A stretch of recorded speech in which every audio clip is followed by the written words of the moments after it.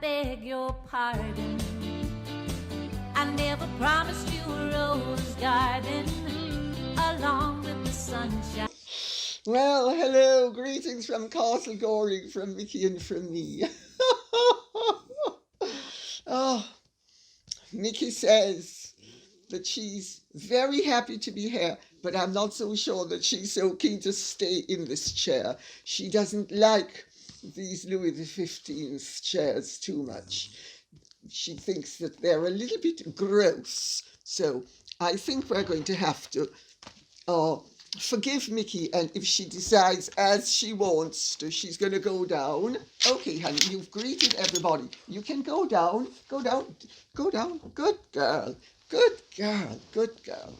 So Mickey's greeted everybody, and now she's disappeared. So we will get on with the matter at hand.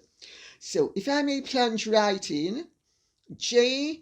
Dawson says, Lady C, the media have been full of reports that Harry is coming for the unveiling of his mother's statue without Meghan, and wants to bring along his own media representative as he doesn't trust the regular press.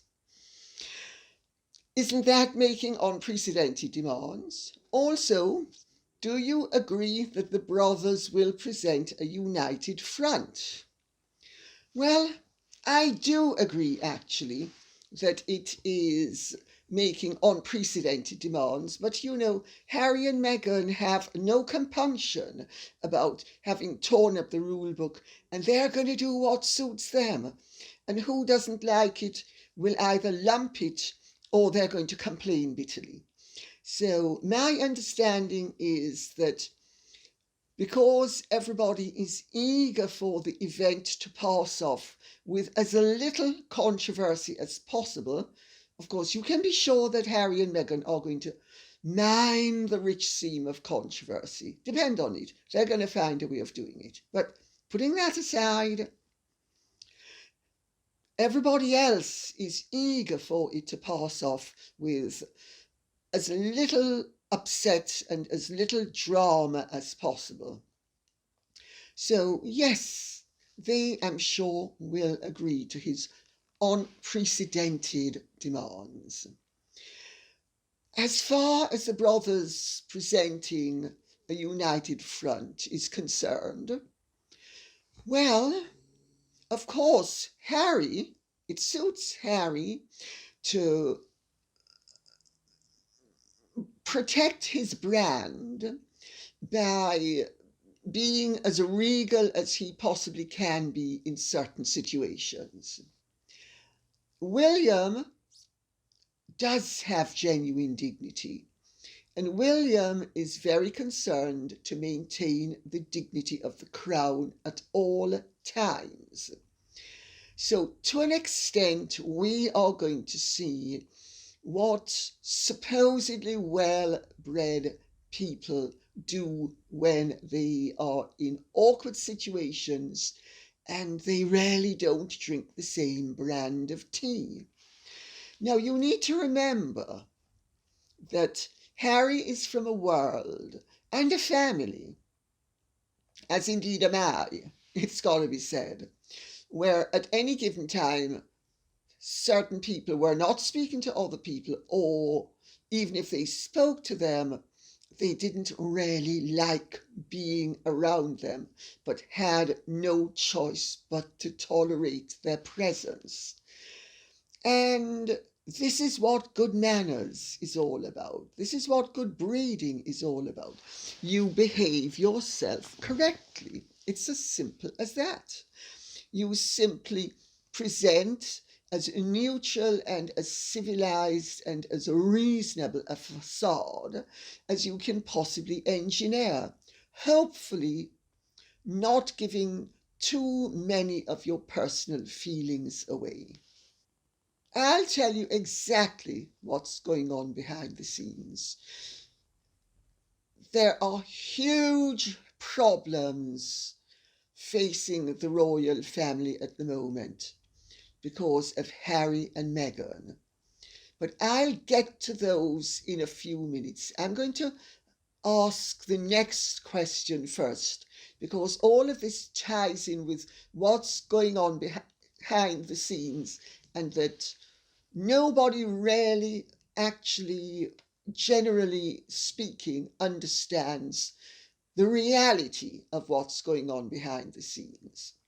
Jane Shelton says, I thought that Cringe and Ginge were taking 5 months off after the new addition to the family. Scooby delivering more cries about colour of baby's colour. What the H ... is wrong with these two? Why aren't their PR teams dropping them? Well, what's wrong with them? I'll tell you one or two things that are wrong with them, in case you've not heard what I've had to say before. They are overambitious. They rarely do not play by the rules. Their behaviour is hardly admirable, at least where people like me are concerned, and I'm sure people like you. They are both, by their own admission, emotionally and mentally disturbed. There is every indication from their behaviour that they have not only mental conditions, but that they have, in varying degrees, personality problems. All of this is a lethal cocktail, especially when you get two people who are bringing out the worst features of each other. Harry and Meghan are extremely over-ambitious. He, on his own, would have been perfectly containable. Under her influence and with her ministrations, he has become as uncontainable, well, not quite as uncontainable, but nearly as uncontainable as she is. They are very, very destructive in terms of the well-being of the royal family and the monarchy. And it has to be said of the reputation of the British people, because they have made some really very, very serious accusations against the British people as well.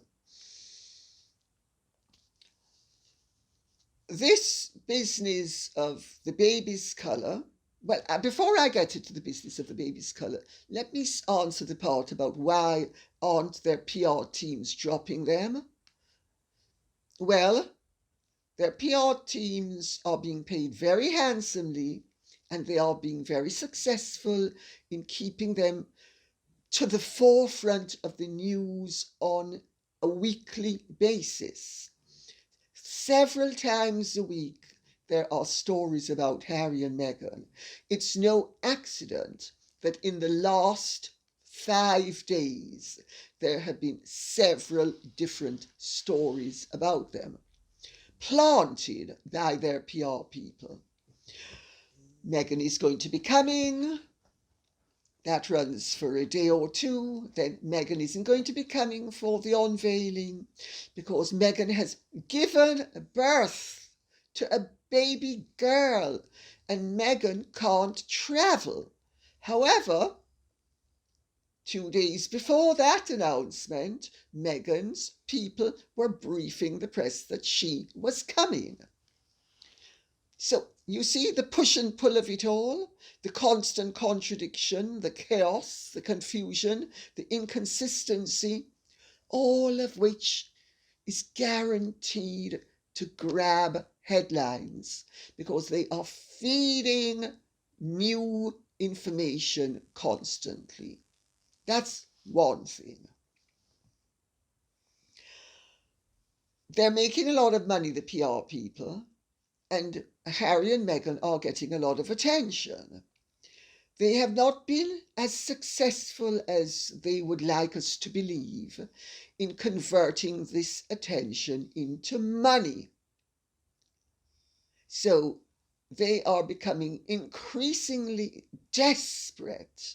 But even if they were not increasingly desperate for financial reasons, Meghan especially is such a fame junkie that she would not be able to resist the temptation.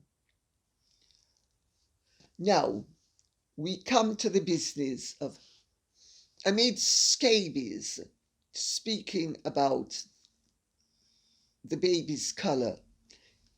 And this is where the really deeply ominous scenario is touched upon. I have to tell you, in very elevated circles, there is an ever-increasing belief,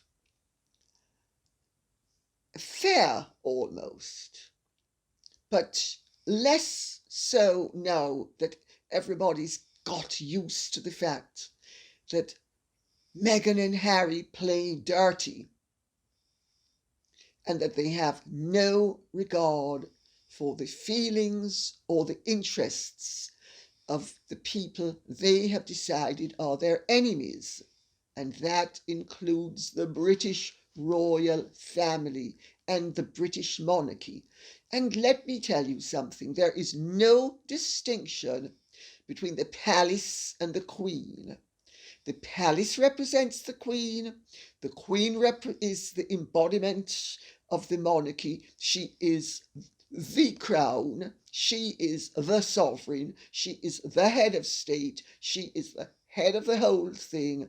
There is no distinction. Harry and Meghan would like you to believe that the Queen on the one hand is this wonderful old lady that they respect, and everybody else are big bad wolves going after them. They know, I'm pretty damn sure, as I know, and everybody in the know knows, that this is a fallacy. This is really a sleight of hand that they are presenting to the public so that the public will sympathize with them and will say, oh, the poor old Queen. Oh, Harry and Meghan, yes, but it's everybody else who's the enemy. It's not. Everybody else is the enemy. Everybody from the absolute top downwards is the enemy. Because you cannot decide, as they are trying to do, that the woman who represents the institution is somehow to be hived off from the institution itself. Now, this is very important, and I'm going to tell you why. Because there are grave concerns that there have been for some time, that Meghan has no boundaries and that Meghan does not scruple to think of the welfare or interests of those who stand in her way. And that includes every single representative of the monarchy, because she has taken on the monarchy.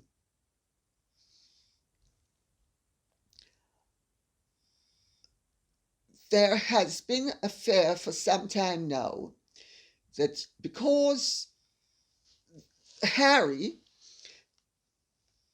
deifies his mother and Diana was trying to get Charles knocked out of the line of succession,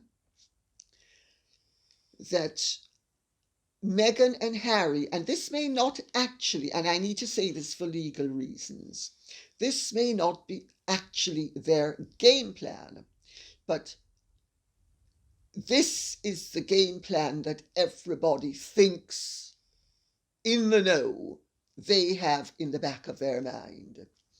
They understand that William is a harder character to deal with than Charles. And they seem to be, and again, I'm being very careful how I phrase all of this, they seem to be playing a really vicious, nasty game. Or to put it another way, the cards in their hands are absolutely rotten. Not in terms of not being aces, but rotten in terms of qualitative effect. That the game plan is to put pressure on Prince Charles, who is a far more sensitive character than William, so that Prince Charles will bend to their demands. Their demands are that their children be made prince and princess, that they will be supported in keeping with what they regard as their rights as members of the royal family, notwithstanding the fact that no other member of the family has the same feeling of entitlement that they do. I'm now referring to things like security. And they are playing the race card, and they got Omid Scobie, or maybe we should really stick to Omid Scabies, because really he's like the most terrible, terrible itch that was ever invented. And being with him is being amid scabies, because scabies is a condition, skin condition, that drives you mad because it itches so much. It's so unpleasant. And amid scabies has recently hinted, or this at least is the impression that I and several of the people to whom I have been speaking at the absolute highest levels feel, that amid scabies has been planting the seeds so that the fruit will soon be threatening Prince Charles, that if he doesn't give Meghan and Harry what they want, he will be put in the frame, and he will be accused of being the culprit, because it's very interesting that amid Scabies' comments, if you look at them very carefully, and there is little doubt in anybody's minds that they came directly from Meghan, they are reconciling the apparent contradiction that existed in the Oprah interview, where Harry and Meghan did not agree on who said what, or when, or where it was said, in terms of this tremendous, terrible thing about colour. And Harry said it was said once before the marriage, and Meghan said it was said after the marriage and repeatedly. And amid scabies has not only introduced this in the last few days by bringing it up again, but he has also mentioned the Prince of Wales's name, and has also implied that anybody who made these racist comments would not be fit to sit upon the throne. That's the implication of what he said. Do you begin to see the dirty, nasty, filthy, unconscionable game that is being played at the expense of Prince Charles? It's It's so mind-boggling that anybody would feel entitled to enter one of the most splendid families on earth, be welcomed with open arms, and be running, well, really flying kites is really what is happening. Flying kites like this. I mean, it is beyond belief.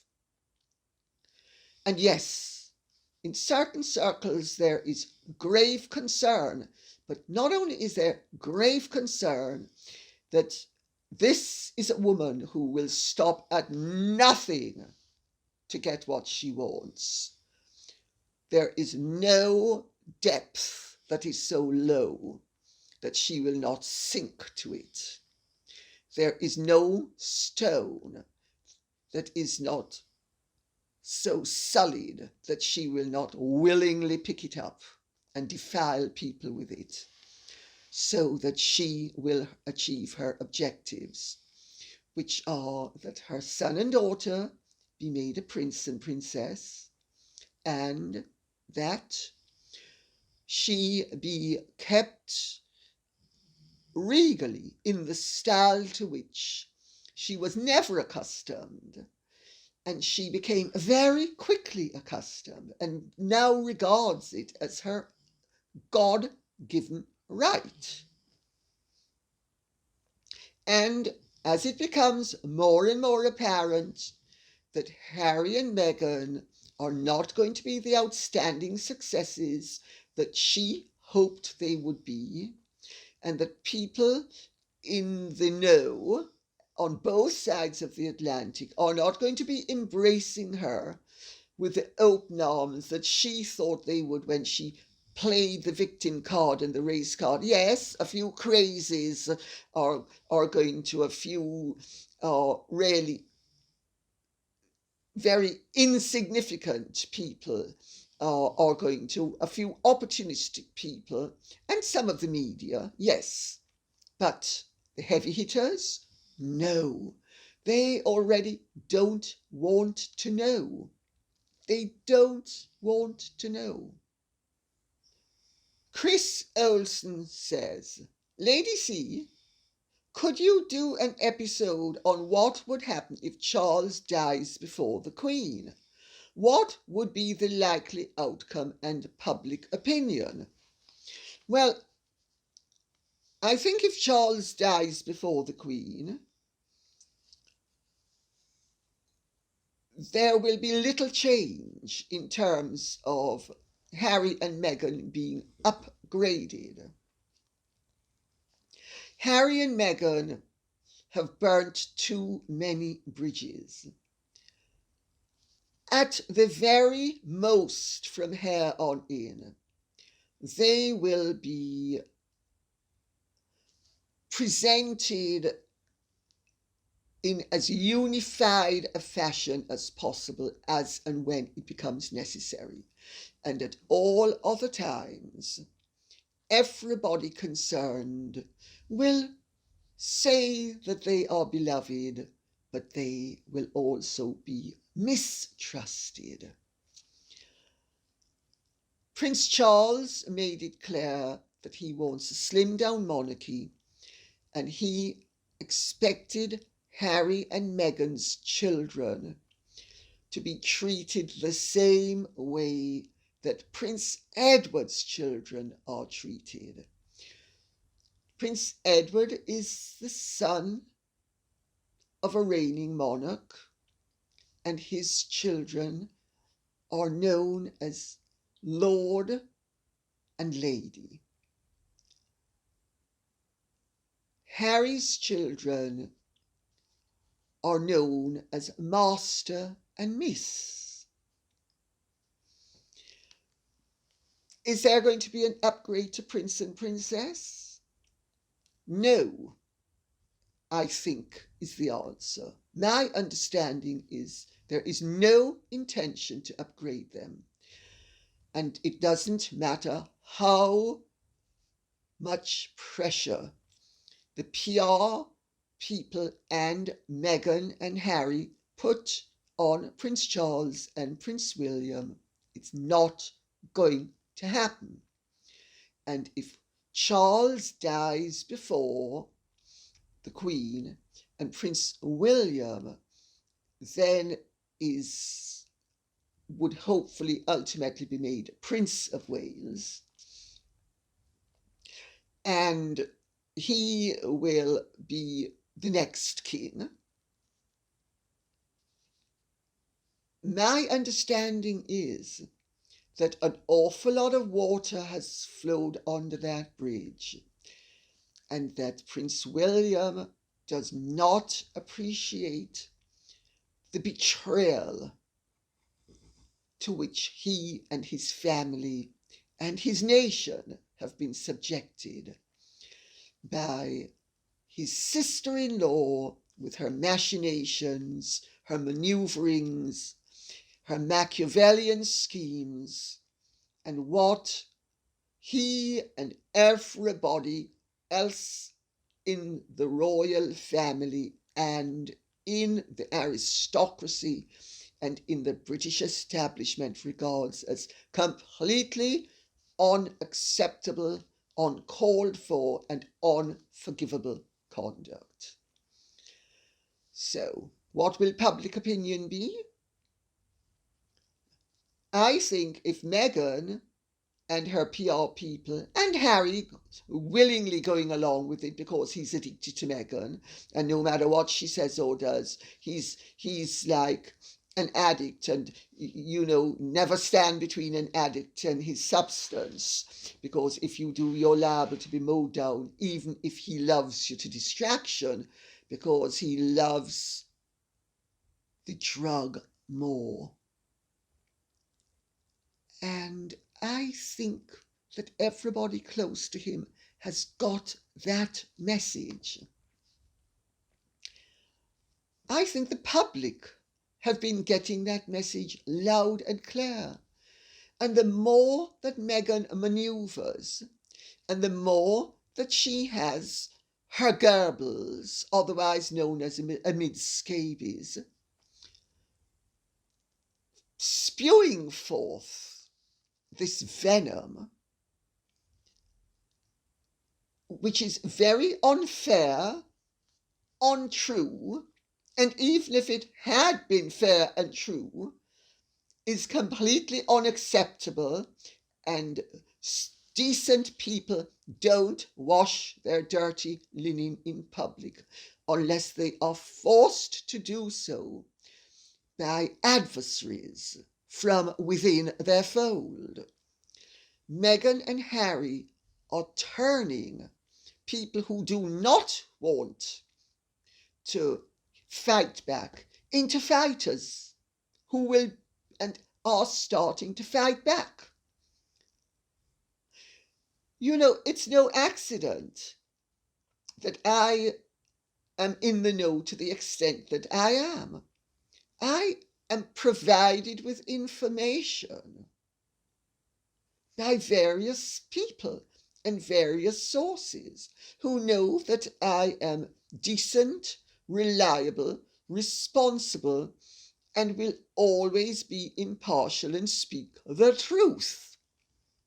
They also know, in fact, that I will speak a truth against them if it so happens that I think that that is the fair thing to do. So they know I'm no pushover, and they know that I'm no minister of propaganda. But I am fed information. It comes to me. Don't think I'm the only person that it's coming to, because I'm not. I may be one of the first people that it's coming to, and we'll get to that in a minute, but I'm not unique. I'm not the only person that it comes to. IP Inspo, whatever that means, says, I'm not quite sure if that's a name or something else. So I'll just read it out as it appears, and hopefully I'm not offending anybody by using a name as an abbreviation, but whatever. Thanks for the question. Dear Lady C, though I have not read Robert Lacey's Battle of Brothers, I know that his previous stance on the rift between William and Harry, which included claims that William, quotes, set Harry up to fail, end of quotes, and that staff at Kensington Palace had it in for Meghan from the start, seems to have done a 180-degree turn, as we Australians would say. His recent extract in the Times clearly outlines Meghan's bullying allegations. Could you shed some light on why Mr. Lacey might have suddenly changed his mind? Is this a backtrack to a previously poorly researched biography in light of the direct evidence currently being investigated? Or could Mr. Lacey be recently gifted very close and direct contacts of the future monarch, hence siding with the Sussexes may be detrimental to his career? Well, that's all very interesting, I've got to say. I love the way you think. Well, Robert Lacey's book, I have to say, in the first version, with now the updated version, which is, as you say, 180-degree turnaround, says it all, doesn't it? I mean, the straightest route from A to B, if you say it was Z, cannot then become through P. It's through Z, or it's through P, but it can't be both at the same time. So Robert Lacey has completely contradicted himself. He's backtracked on everything.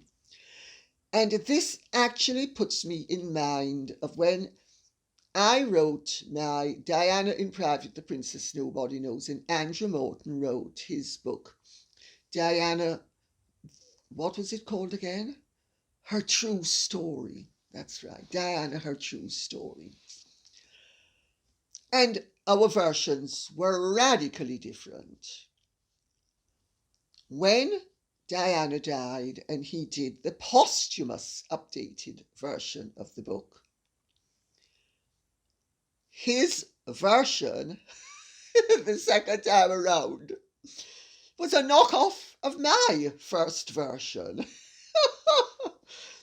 And Robert Lacey has almost culled the contents of my book and come up with the conclusions that I espoused when I published the book, which was well over a year ago. So, I mean, I'm being consistent. He's being wildly inconsistent.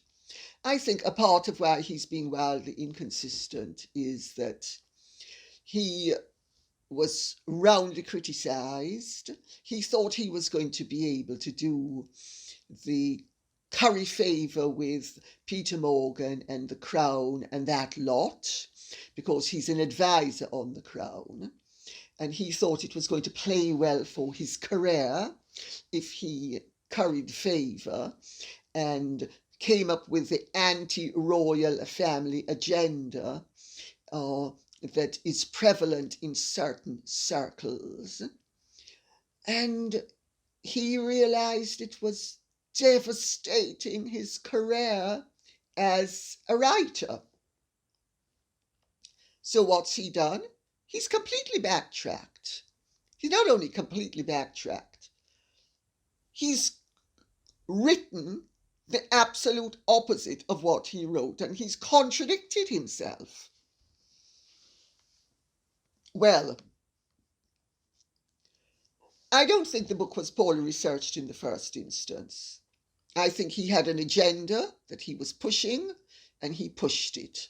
And when he realised that it wasn't going to be popular and it was going to affect his reputation, he's backpedaled. Well, so much for integrity. You know, I'll just point out one or two of the reversals. In his first version, he had William and Catherine and the royal family being rabidly jealous of the brilliant stars Harry and Meghan, and that the family was desperate to shove them out because they were terrified that Meghan and Harry were gonna eclipse them at all times. I mean, such codswallop, it's unbelievable. He went on and on about Meghan's great and outstanding success on her Australian tour. Well, my information was that the press were presenting it as a great success, but it wasn't such a great success on the ground, that Australians didn't singularly regard it as the huge success that Harry and Meghan and the British press were trying to spin it as being. And of course, since their departure, it has turned out that my information was absolutely correct. That Meghan was not the great success that she was being presented as being. So why would the royal family have been jealous of her? That's the question. The answer is they weren't. They never were. What they did resent was that Meghan and Harry were refusing to dance the royal dance in time to the royal music and as it's choreographed, and they were creating havoc with the dance routine. And they're still creating havoc, but the family has started to work its way around that. But they're still creating havoc.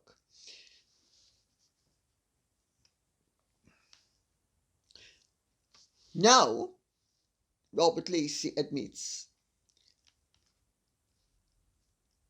that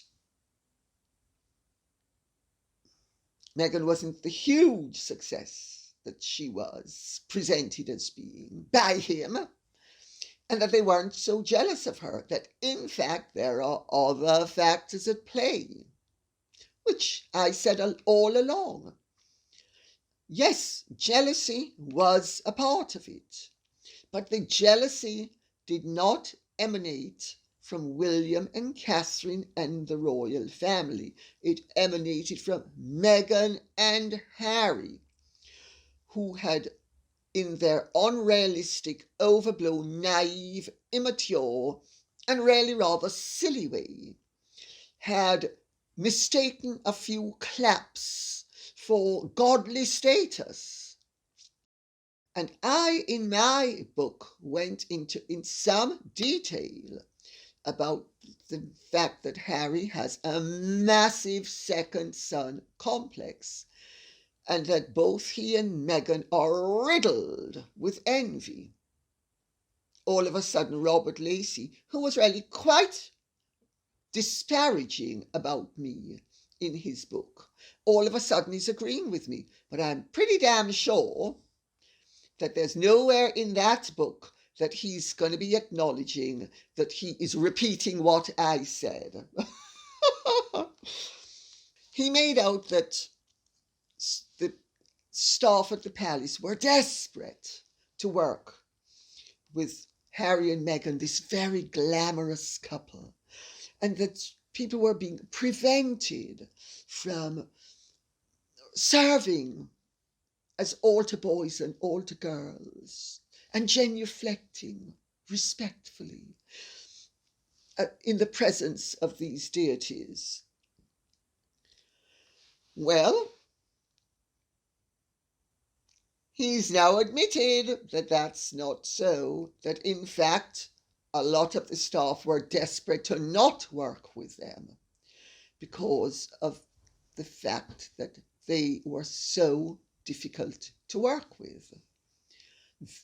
Demanding, ungrateful, inconsiderate, unappreciative, and Meghan in particular played really nasty games and bullied people unconscionably to such an extent that Jason Knopf actually wrote that now very famous letter that is the basis for the bullying allegations against Meghan.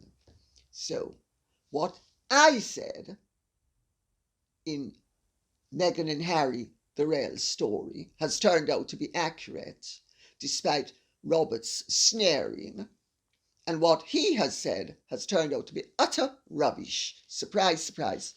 But now he's agreeing with me. Incredible. He made out in the last version of the book that Meghan was being hounded by the staff, that Meghan, poor darling, was a victim of this cruel, cruel, cruel royal system, that she and Harry deserved to be supported for their bolt for freedom because they were victims and they'd been victimized. No longer saying that. No longer saying that. On the contrary, he's saying what I said in my book, which was that Meghan was extremely difficult to work for, that she had mistreated staff very badly, that the royal family and the courtiers and the staff did not approve of it. And this was one of the main reasons why there was all the trouble that there was where Meghan was concerned. And it had nothing to do with race, which he, in the last version of his book, was making out it had everything to do with. He's backtracked on that one as well. He's also now bringing up the bullying accusations, and that she was difficult to work with, and that she was nobody's victim. Well, I mean, which version of his book are we supposed to regard as being authentically his opinion? Because, I mean, either he's the most irresponsible, ignorant, inexperienced, and stupid writer, none of which I think he is, and in fact he can't be inexperienced. He's written several books, some of which were praised. I think Robert simply fell lure to temptation. He thought the woke bandwagon of Meghan and Harry being victims was going to play well, and he was going to end up getting a whole load of praise and making a whole load of money, and he was going to be wrapped in the mantle of approbation, and it turned out to be to the contrary. And so he's backtracked. He's backtracked. He actually is now quoting the staff, saying what I said in my book. I mean, it's unbelievable. I mean, you couldn't make it up. He quotes somebody saying a version of what I have in my book. I have it slightly differently, but I'm going to read out what he now says. Meghan governed by fear. So many people said it. Nothing was ever good enough for her. She humiliated staff in meetings, would shout at them, would cut them off email chains, and then demand to know why they hadn't done anything. I said a version of that. Now he's saying it. Why, if Robert Lacey was a reliable author, is he now saying the absolute opposite of what he said in the first version of his book? I'm sorry, I think he's completely destroyed his reputation for credibility. He now agrees with my portrait that Meghan abuse of staff damaged the atmosphere of the office and the health and the well-being of those within it. I make that point in my book. He's now making it in his book. But in this version of it, but in the last version of it, he had the absolute opposite. It's interesting, you know, I was the first author to go on record saying that William was outraged at the bullying accusations and the mistreatment of staff, and that he was not tolerating it. And this was one of the main reasons for the falling out between the brothers. Robert is now pretending that he has alighted upon a new discovery. It's not a new discovery. I said it a year and a half ago.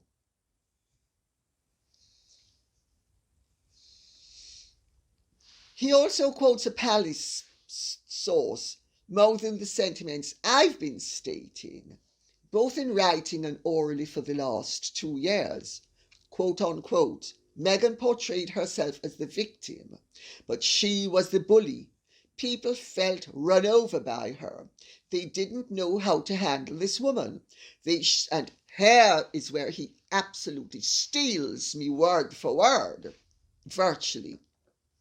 They thought she was a complete narcissist and sociopath, basically unhinged. She was a picture of sanctity, sanity, demure, sweet, humane, victim suffering terribly under the harsh and brutal royal system in his last version of the book. Now, he's quoting from my book. You couldn't make it up. Which was why the pair of them were drawn to each other in the first place. Both damaged goods. Again, that's not only a quote practically directly out of my book. It's something I've been saying on this program for well over a year now. I mean,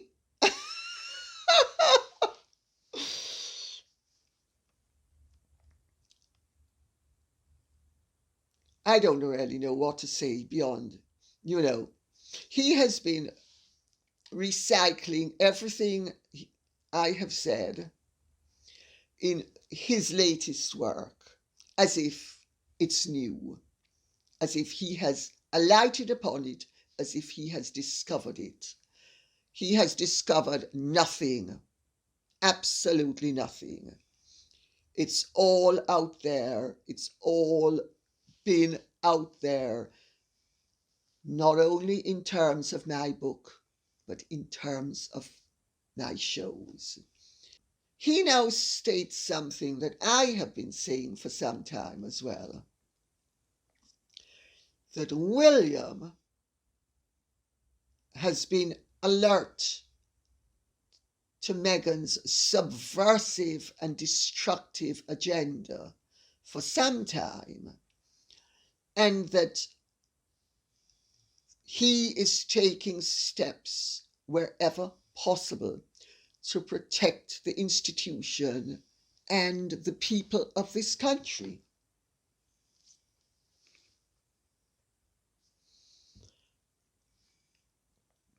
All I can say is I would not buy that book. There is a more accurate version of the story. It was written by me. I bought the other version of it. I read it. I think I gave a critique on it as well, if I'm not mistaken. Not a huge one, but I did allude to it because I was horrified when I read the book that Robert, who is somebody I know slightly and used to like rather more than I do now that he's taken a few swipes at me. And not only has he taken swipes at me in that rubbish book that he wrote, but has now culled from my book to beef up his complete farce that really is an offence to humanity and certainly to everybody's intelligence. I wouldn't buy the book, and I wouldn't recommend that anybody else buy it. It's right down there with Meghan SCHEMES and all of the other flotsam and jetsam. Robert has shown himself to be somebody that one should not respect, and I no longer respect him. I certainly respect his opportunism. I respect his perspicacity. I respect the fact that he's bright enough to have seen the gross error he made and that he has changed tack. But I don't see how anybody can honourably and professionally reconcile two completely contrary versions of the same story without throwing up their hands and saying mea culpa. And he's not saying mea culpa. He's not taking blame for anything, and he needs to take blame for an awful lot. I think his previous stance was totally opportunistic, and this one is also totally opportunistic. And I think he's very much in the mould of Meghan and Harry. If it works, yeah. If it doesn't work, we go on to the next thing. I'm sorry, I do not function like that, and I do not respect people who function like that. I believe in such things as integrity, consistency, and the basic adherence to certain principles like being fair, true, honest, straightforward, and decent. And it is not possible for an experienced writer like Robert Lacey to so completely disagree with himself without inviting the question, was he ever worthy of respect once he wrote that panegyric, that farce, that completely false account of Harry and Meghan's bolt, not for freedom, but for freedom to abuse, grift, and do all of the other things that they've been doing, such as damaging this country's reputation, the institution of the monarchy, their families, and really themselves. And on that note, I will say thank you very much for listening. I hope this has been of some interest to you. If it has, please like, share, subscribe, press the notification bell, and please keep the questions coming in. Thank you very much. Bye-bye.